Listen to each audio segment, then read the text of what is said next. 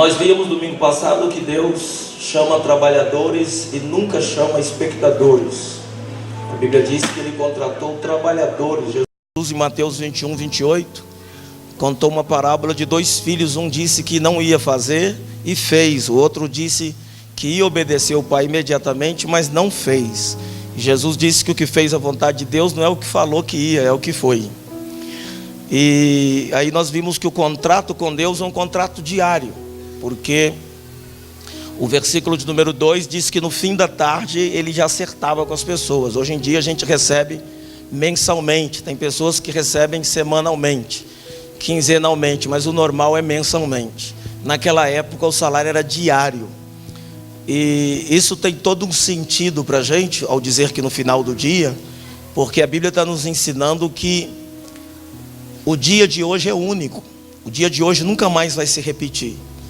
Desperdiça o dia quem o passa murmurando, quem o passa reclamando, quem o passa focado nas coisas negativas que acontecem durante ele.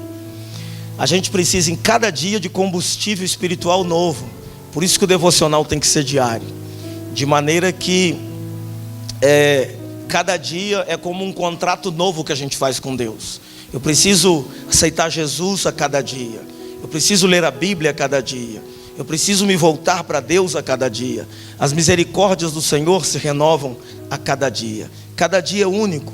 Nós não podemos viver da unção de ontem, do avivamento de ontem, do encontro de ontem, da universidade da vida que eu fiz ontem, da experiência de ontem.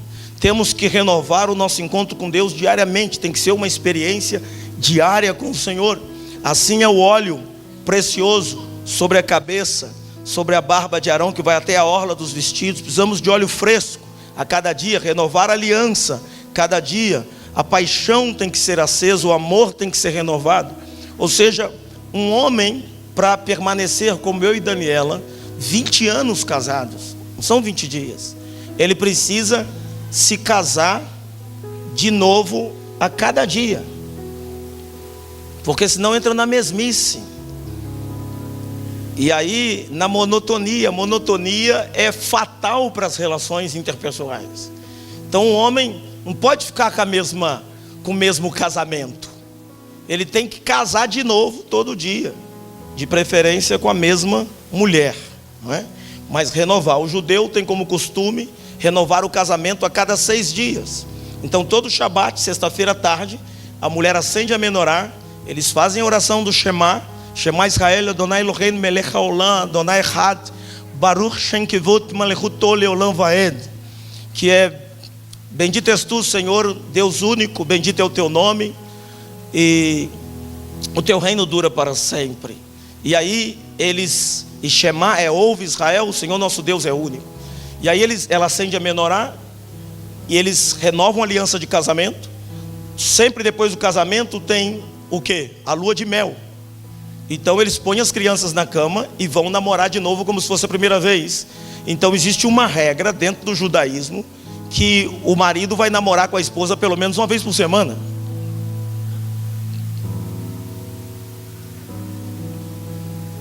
Tem homem pensando: por que eu não sou judeu?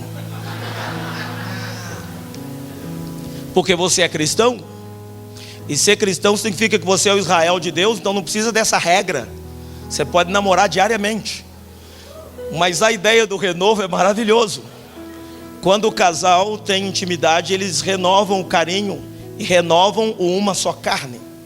Isso eu falei semana passada. Hoje eu quero ler um versículo só desse longo capítulo de Mateus 21, de 1 a 16, eu quero ler só um versículo. Eu quero ler só o versículo 10. Eu pus por extenso e graças a Deus o que estava vermelho ficou preto, dá para ler. E o que era verde ficou amarelo, também dá para ler. Diz assim: vindo porém, é o versículo 10. Vindo porém, os primeiros pensaram. Diga comigo: pensaram. Diga outra vez: pensaram. Diga outra vez: pensaram que haviam de receber mais, porém do mesmo modo receberam um dinheiro cada. Diga: pensaram que iam receber mais, mas o dono da vinha pagou a mesma coisa. O nosso tema ajuste os seus pensamentos com os pensamentos de Deus. Vamos falar juntos? Ajuste os seus pensamentos com os pensamentos de Deus. Diga isso para quem está do lado. As cores voltaram ao normal, Cláudio. Não sei o que você fez aí, deve ter orado. Só orou, né? Voltaram. Outra vez. Ajuste. Só as mulheres que receberam homenagem hoje. Só quem ganhou um bombom e cartão hoje. Só os homens. Só os homens de verdade. Por que hoje estamos tratando esse tema? Porque esta mensagem começou domingo passado, tem 10 pontos. Mas domingo passado eu só dei 2. E o terceiro ponto é: Deus não pensa como você. É uma afirmação que pode parecer-lhe terrível. Diga isso para 3 pessoas: sinto muito, mas Deus não pensa como você.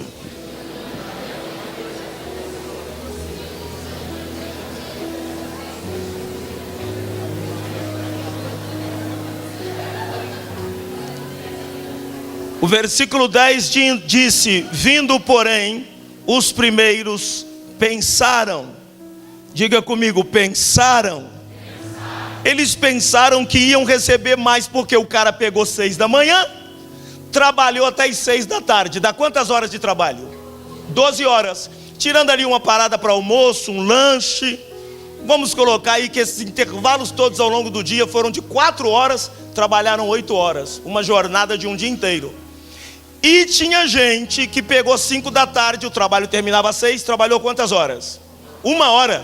Ele começou a pagar dos últimos. O cara que está lá no fim da fila, trabalhou 1 hora, recebeu um dinheiro, um denário, uma moeda diária, o valor do trabalho de um dia.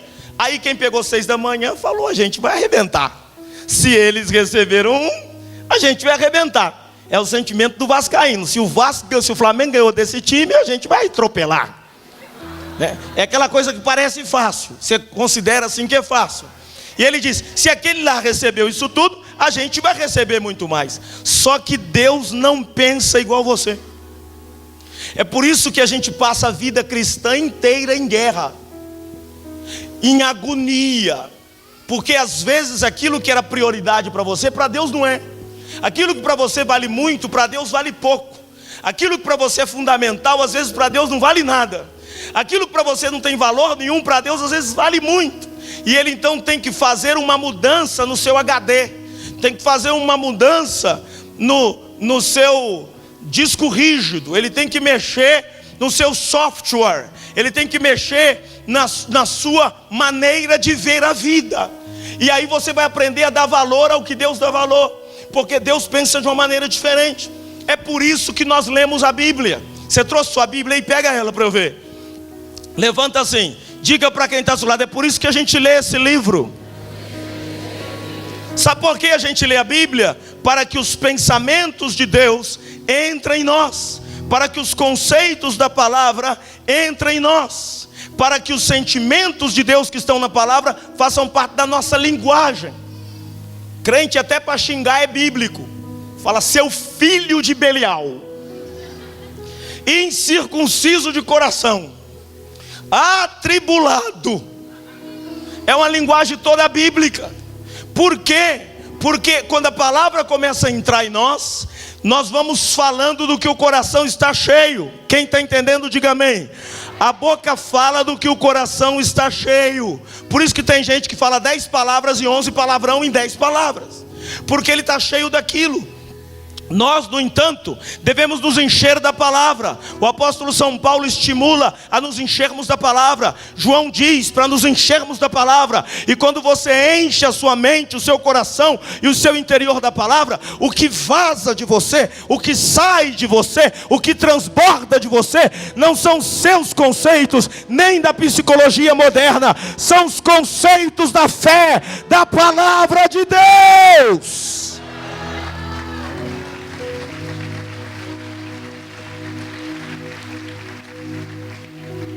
Os conceitos da palavra de Deus entrando, a gente percebe que eles são diferentes dos conceitos da sociologia.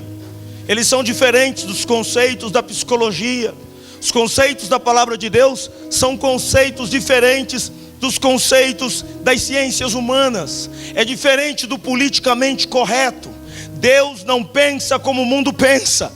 É por isso que a gente lê a Bíblia.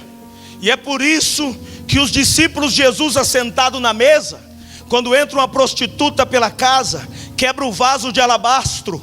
O vaso de alabastro, quando você abria, você não podia mais fechar, tinha que usar o perfume inteiro.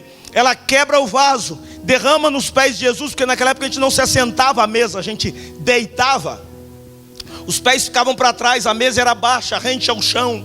Não tem tempo para explicar em detalhes, mas já está dando para você visualizar. E ele ficava com os pés para trás, e entra uma prostituta e quebra o vaso. O perfume toma conta do ambiente, porque era um perfume caro, de boa fixação no ambiente. O perfume vai para os pés de Jesus, e ela começa a beijar os pés de Jesus. E uma cena que era para ter sido uma cena mundanamente erótica, se transforma numa devoção, num quebrantamento. Porque nenhuma mulher conseguia olhar para Jesus e desejá-lo como homem. Quando a pessoa olhava para Jesus, via o eterno materializado em carne e osso, músculo e sinapses. E ela começa a beijar os pés de Jesus, e o perfume toma conta da casa. Os discípulos, quem que eu falei? Os discípulos, quem que eu falei? Os crentes que estavam na mesa, quem que eu falei? Os crentes que estavam na mesa jantando com Jesus disseram: para que esse desperdício? Podia vender esse perfume, que é a economia de um ano, e dar para os pobres. Veja que conceito lindo. E Jesus os repreendeu e disse: deixai essa mulher, ela fez uma coisa muito boa, ela fez uma boa ação, preparando o meu corpo para o sepulcro. Queridos, Jesus precisava que alguém preparasse o seu corpo para o sepulcro. E pense melhor como é complicado esse texto. Essa mulher ganhava dinheiro com prostituição. As economias dela, ela ia juntando em perfume, e aquilo ali era de recurso de prostituição. Era para Jesus encolher as pernas e dizer: eu não aceito, aleluia. Se alguém chegar nessa igreja e disser para mim: pastor, a vida toda eu ganhei dinheiro com drogas, quero pegar o dinheiro que eu ganhei com as drogas e ofertar na igreja, eu vou dizer: não, a gente não quer dinheiro de drogas. Isso é o papel de qualquer pastor, de qualquer líder religioso que tem preocupação com a ética. E Jesus aceita que a mulher quebre o vaso, derrame tudo nos pés dele, com um monte de pobre. Jesus diz uma coisa esquisita na mesa. Diz assim para eles: olha, vocês podem ficar tranquilos. Se vocês estão mesmo querendo ajudar pobre, pode ficar tranquilo, sempre vai ter pobre para vocês ajudarem. Dizem que ali Jesus liberou uma palavra de maldição. Eu não creio, mas ele diz: sempre vai ter pobre. Ou seja, como se ele estivesse dizendo que sempre vai haver pobreza. Então como se fosse uma palavra de maldição. Mas não é. A vida é assim. Segundo aos Coríntios 8:15, disse que um colhe muito, outro colhe pouco. Sempre vai ser assim. Provérbios disse: o rico e o pobre se encontraram na casa de Deus, e a ambos o Senhor fez. Os dois pertencem a Deus. Posso ouvir amém? Dê um aplauso a Jesus. Sempre vai ter.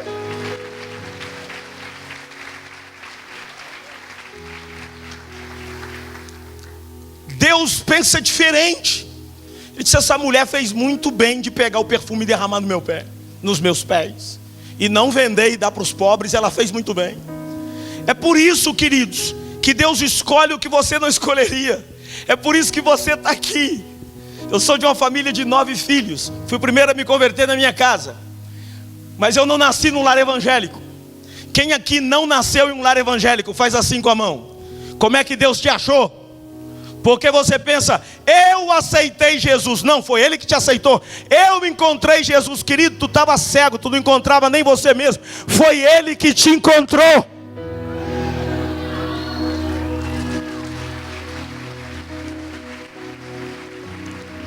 Ele disse em João 15:16: não me escolhestes vós a mim, eu é que escolhi vocês e vos nomeei, para que vades e deis frutos, e o vosso fruto vai permanecer na terra. Ele que nos escolhe. eu não teria escolhido quem Jesus escolheu. Dizem que uma psicóloga, dessas que dá assessoria para empresas, para escolher funcionários. Uma empresa precisa de funcionários para o quadro de funcionários, e ela vai e ela atende, entrevista cada um e decide se a pessoa vai ser contratada ou não. E que como é que teria sido se Jesus tivesse contratado essa pessoa que cuida dessa parte de recursos humanos? Primeiro que ela ia entrevistar é Pedro. Ela ia dizer: esse aqui não serve para o que o senhor quer. Esse tal de Pedro não serve, Jesus. Esse cara aí, ele não afirma em pé o que ele diz sentado. Ele é muito inconstante, está arriscado um dia ele até te negar. Pedro e João, que Jesus apelidou de Boanerges, filho do trovão. O psicólogo diz: esses dois não servem. São Boanerges, filho do trovão. Quando alguém não concorda com eles, eles pedem logo fogo para consumir quem está de desacordo com eles. Isso aí não serve. Qualquer hora dessa, você vai evangelizar na cidade, ele vai dizer: Senhor, manda fogo do céu para consumir quem não quis te aceitar. E esse João é esquisito, parece bipolar. Uma hora ele pede fogo do céu, outra hora ele diz: filhinhos, amai-vos. Ele é estranho, ele vai de uma ponta a outra. Aí veio Tomé. Aí quando Tomé entrou, disse que a psicóloga riu. Chamou Jesus, disse: o senhor quer fundar uma igreja de crentes com Tomé? Esse cara não acredita em nada. Aí foi vindo e ela foi dizendo que não servia. Por último veio Judas. Aí ela falou: esse é bom. Esse, quando vai cumprimentar as pessoas, ele vai logo beijando, é amoroso, é cuidadoso com dinheiro, está sempre preocupado com os pobres. Graças a Deus, Jesus não chamou nenhuma psicóloga para escolher você. Ele chamou o Espírito Santo, que é o psicólogo dos psicólogos. E ele olhou, e ele viu em você o que nem você via. E ele disse: você vai me servir, você vai ser meu servo nesse tempo. Deus que te escolheu. Você não subiu essa rampa toda com força própria, foi Deus que te trouxe. É por isso que ele escolheu a Marina Silva, uma menina franzina, lutadora, nordestina, pobre, de voz fraca, de saúde fragilizada pelas dores da vida, convertida a Cristo aos 13 anos de idade, nascida e criada no Seringal do Acre, no meio da Amazônia, filha de um casal de nordestinos sobreviventes, um homem e 7 meninas. Uma era Marina Silva, a menina que viria a ser vista pelos poderosos como uma menina super poderosa. Ela e família viveram no regime de semi-escravidão. Tiveram 5 malárias, 3 hepatites, outras enfermidades advindas do estilo de vida cruel que lhes era imposto. Hoje ela é formada pela Universidade Federal do Acre com 2 especializações, uma em teoria psicanalítica na UNB e outra em psicopedagogia pela Universidade Católica de Brasília. Eu mesmo não deveria estar aqui pregando para vocês. É por isso que Deus escolheu Daniela, minha esposa, para fazer o maior congresso de mulheres da região serrana. Uma menina que nem foi a primeira da família a se converter. As amigas de infância e as pessoas da primeira igreja que ela frequentou, numa cidadezinha no interior de Minas, se assustam que hoje ela seja uma pastora. Por isso que Deus escolheu um gago para representá-lo diante de um rei chamado Faraó. É por isso que escolheu um menino com um estilingue para enfrentar um gigante experiente de guerra. É por isso que Deus escolheu Jerusalém para ser o seu lugar de repouso, e não Paris, ou Copacabana, ou Londres. É por isso que Deus escolheu um pescador como Pedro para ser líder de uma equipe de 12 e conduzir as decisões da igreja primitiva. É por isso que ele escolheu um homem baixinho, careca, manco, problema de vista, com dificuldade na dicção, perseguidor da igreja, para se tornar o mais influente propagador do evangelho. Escreveu metade do Novo Testamento. Eu me refiro ao apóstolo Paulo. Por isso que ele escolheu uma prostituta para ser a grande sobrevivente de Jericó e a avó materna de Jesus Cristo. Você não escolheria, nem eu, mas é por isso que ele escolheu a mãe de Salomão como a Batseba, que fora mulher de Urias, agora casada com Davi, gerou o filho da promessa, herdeiro do reino de Davi, Salomão. Por isso disseram sobre Jesus: pode vir alguma coisa boa de Nazaré, porque Deus não pensa como pensam a maioria das pessoas. Deus escolheu as coisas loucas deste mundo para confundir as sábias, escolheu as fracas para confundir as fortes, escolheu as vis e desprezíveis para confundir as que acham que são, porque está escrito em Isaías 55, 8 a 9: os meus pensamentos não são os vossos pensamentos, nem os meus caminhos os vossos caminhos. Como os céus são mais altos que a terra, assim os meus pensamentos são mais altos que os vossos pensamentos, e os meus caminhos são mais altos do que os vossos caminhos. Por isso Deus escolheu você.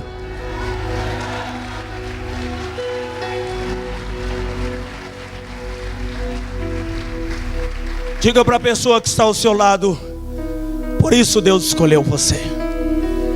Porque Deus não pensa como o homem pensa. Os menos prováveis Deus chama para si.